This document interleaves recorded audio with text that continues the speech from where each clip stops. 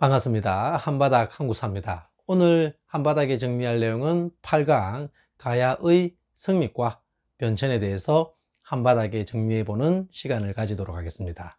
가야를 볼 때는 크게 두 가지 내용에 중점적으로 살펴보시면 좋을 것 같습니다. 첫 번째는 3세기 주도권을 이끌어갔던 금강가야가 왜 5세기에는 대가야로 그 주도권이 변천되었는지 그 내용을 한번 살펴보시고, 두 번째는 이 가야라는 나라가 왜 중앙집권국가로 발전하지 못하고 연맹 왕국 단계에서 소멸되었는지 이 부분 한번 집중적으로 체크하셔서 정리하시기 바랍니다. 그러면 한바닥에 정리해 보도록 하겠습니다.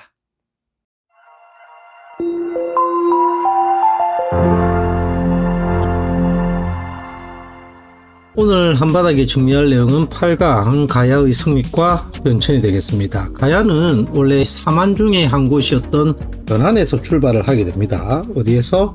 변안의 한 소국에서 출발을 하게 되고 AD 1세기경에 김수로라는 사람에 의해서 김수로라는 분에 의해서 드디어 이 가야라는 나라가 출발을 하게 되는 거죠. 3세기경에 이르르면 연맹 왕국 단계에 접어들게 되고, 이때 이 연맹 왕국을 이끌었던 가야가 바로 금관가야가 되겠습니다. 금관가야가 되는데 오늘날의 어느 지역에 해당되냐면 김해 지역에 해당되는 곳이 되겠더라. 이 금관가야를 우리는 다른 말로 은기가야 연맹체 이렇게도 부릅니다.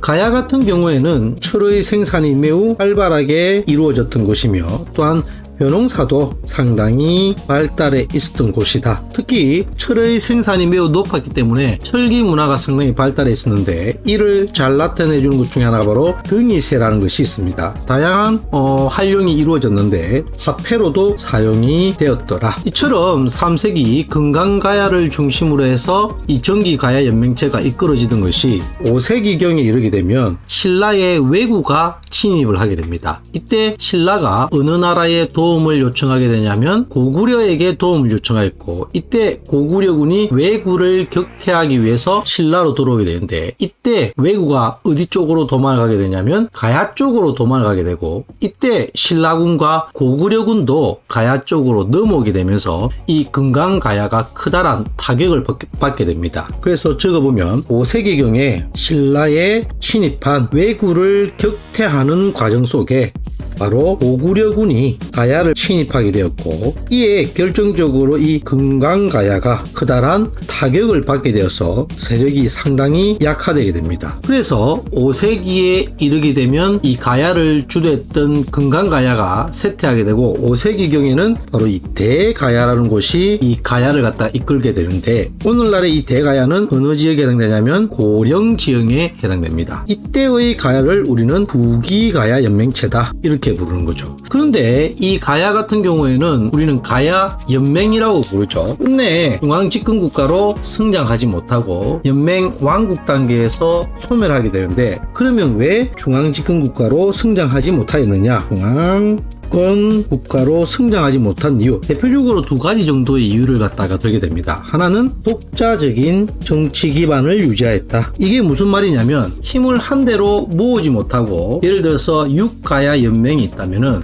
독립적으로 계속해서 운영이 되었다는 겁니다. 그래서 힘을 갖다 한 곳으로 모으지 못해서 세력이 강화되지 못했다는 점. 두 번째, 끊임없이 양쪽에 있던 백제와 신라의 침공을 받게 됩니다. 그래서 두 번째로는 백제와 그리고 신라의 압박으로 인해서 중앙집권국가로 성장하지 못하고 연맹 왕국 단계에서 소멸되게 되는데, 이 금강가야는 언제 멸망을 하게 되냐면 신라의 법통왕에 의해서 532년에 끝내 이 금강가야는 멸망을 하게 됩니다. 대가야 같은 경우에도 역시 신라가 되겠습니다. 신라의 진흥왕에게 562년에 멸망을 하게 되면서 연맹 왕국 단계에서 소멸되고 말았다. 오늘은 바로 이 가야에 대해서 살펴봤죠. 오늘 하루 수고하셨습니다.